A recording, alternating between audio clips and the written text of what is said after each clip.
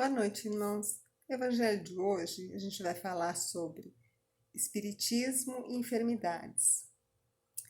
O Evangelho está repleto de passagens sobre curas que Jesus fez e seus apóstolos.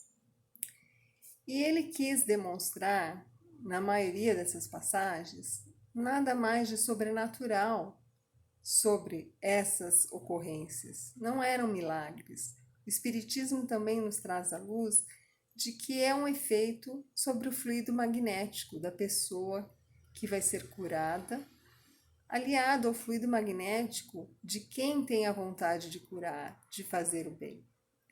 Mais do que uma passagem, existem várias, né? Que Jesus curou os leprosos, os cegos, a mulher hemorrágica.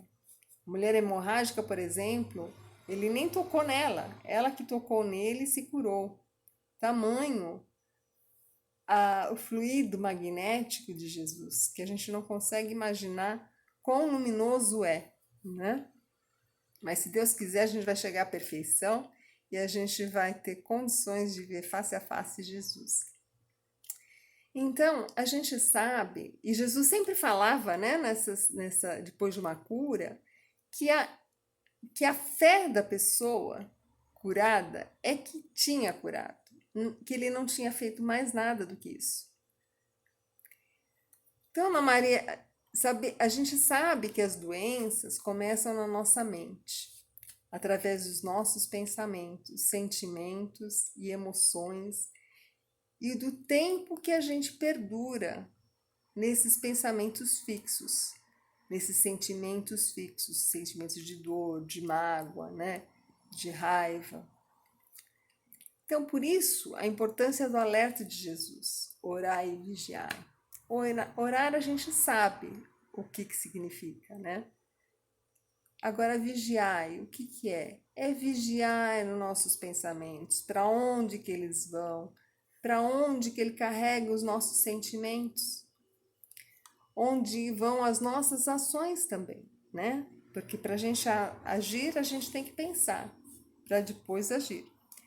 Então, a gente tem que procurar manter sempre o nosso pensamento no bem, nas coisas boas, para que a gente faça uma profilaxia e a gente não carregue essa sujeira mental para o nosso perispírito, para o nosso lado espiritual, porque já está comprovado pelo Espiritismo que as doenças começam, se instalam principalmente no nosso perispírito, para depois de um determinado tempo elas migrarem para o nosso corpo físico, para a nossa matéria. Então, por que a gente está abordando esse assunto, né? Você vai falar, poxa vida, já tem tanta doença no ar, se fala tanto disso, daquilo, de tanta dor, de sofrimento, você ainda vem falar sobre isso? Sim, é que eu achei importante, porque hoje em dia a gente está sendo tão bombardeado nas mídias, nos jornais, por tantas notícias não boas, e a gente está colhendo toda essa sujeira. Isso está trazendo mal, está fazendo mal para as pessoas. Essa necessidade da gente estar conectada nas redes sociais, se ela é boa por um lado, por outro lado não é, porque traz muita coisa boa, muita mensagem edificante, mas por outro lado traz muitas mensagens negativas, né, discórdias. A gente vê muita gente discutindo na mídia social por conta de pontos de vista. E o que importa no momento não é isso, né? A gente sabe que essa doença tem um propósito. E o que vai sair, o resultado disso vai ser o que nós fizermos dela, o aprendizado que nós tivemos dela. O maior aprendizado é a gente aprender a manter a nossa serenidade, o nosso equilíbrio. Porque com a mente equilibrada, o nosso emocional equilibrado, o nosso espiritual equilibrado, a gente não abre a porta para qualquer doença, seja ela um Covid-19 ou seja ela uma doença de depressão, ansiedade, qualquer doença que seja. Então a gente tem que fazer essa profilaxia. Agora, como cada um vai fazer? A gente tem que se conectar no bem, Tem várias formas, sabe? De repente se desliga um pouco das redes sociais, dos jornais, sabe? Leia um bom livro, ouça uma palestra. Tem várias palestras que a gente está publicando na USE Municipal. Tem várias palestras legais que vêm também pelas redes sociais. Então a gente tem que sintonizar no bem, acreditar, ter fé que isso é uma coisa mais, é outra prova e uma situação passageira, e logo a gente vai estar junto.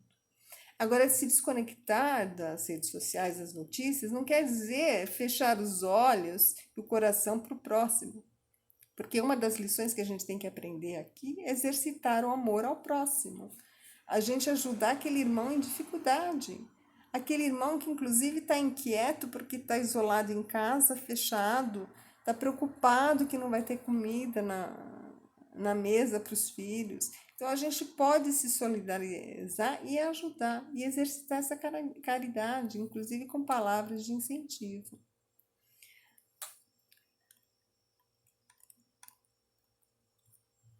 A gente precisa, no fundo, insuflar a nossa fé,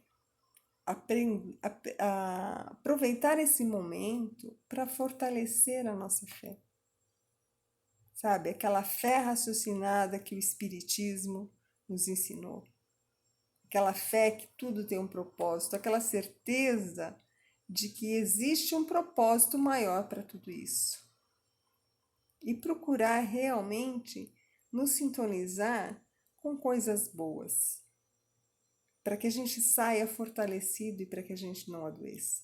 Cuidando daqueles também que nos cercam, os mais idosos, aqueles mais frágeis, aqueles mais necessitados.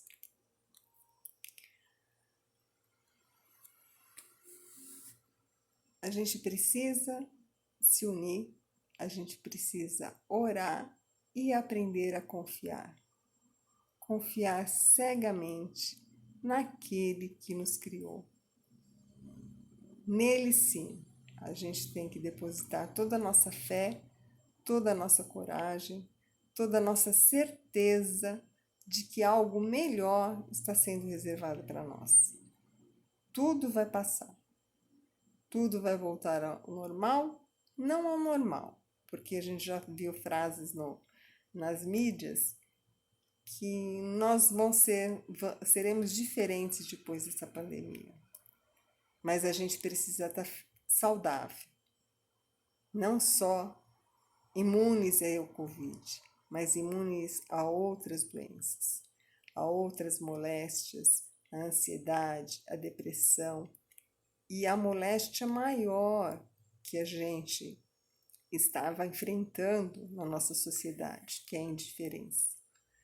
Então vamos exercitar o amor ao próximo, vamos fazer a nossa parte que as autoridades pedem e vamos nos manter saudáveis, o nosso equilíbrio físico, moral e espiritual, porque isso é que vai importar.